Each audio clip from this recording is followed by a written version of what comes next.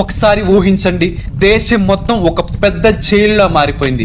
ఎక్కడా కూడా మాట్లాడే హక్కు లేదు, రాసే హక్కు లేదు, నిరసించే హక్కు లేదు. ఇది ఎప్పుడు జరిగిందో తెలుసా? 1975లో నేషనల్ ఎమర్జెన్సీ సమయంలో ఇందిరాగాంధీకి ఎదురైన ఒత్తిళ్లు రోజు రోజుకి పెరిగిపోతున్నాయి.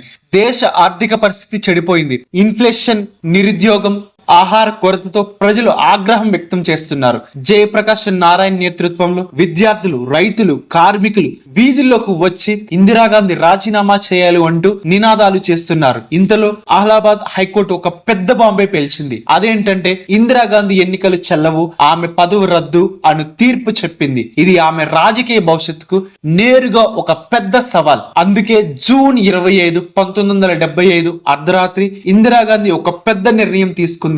అదే నేషనల్ ఎమర్జెన్సీ. ఆ క్షణం నుంచి న్యూస్ పేపర్ పై సెన్సార్, ప్రతిపక్ష నాయకులు జైల్లో పెట్టబడ్డారు, ప్రజల హక్కులు రద్దు చేశారు. దేశం మొత్తం భయంతో మౌనం పాటించింది. ఇది అధికారాన్ని కాపాడుకోవడానికి తీసుకున్న ఒక కఠినమైన నిర్ణయం. కానీ 21 నెలల తర్వాత ప్రజలు సమాధానం చెప్పారు. 1977 ఎన్నికల్లో కాంగ్రెస్ ను కూలదేసి ఒక స్పష్టమైన సందేశం ఇచ్చారు. డిక్టేటర్షిప్ కాదు, ప్రజాస్వామ్యమే ముఖ్యమని. అదే 1975 నేషనల్ ఎమర్జెన్సీ కథ.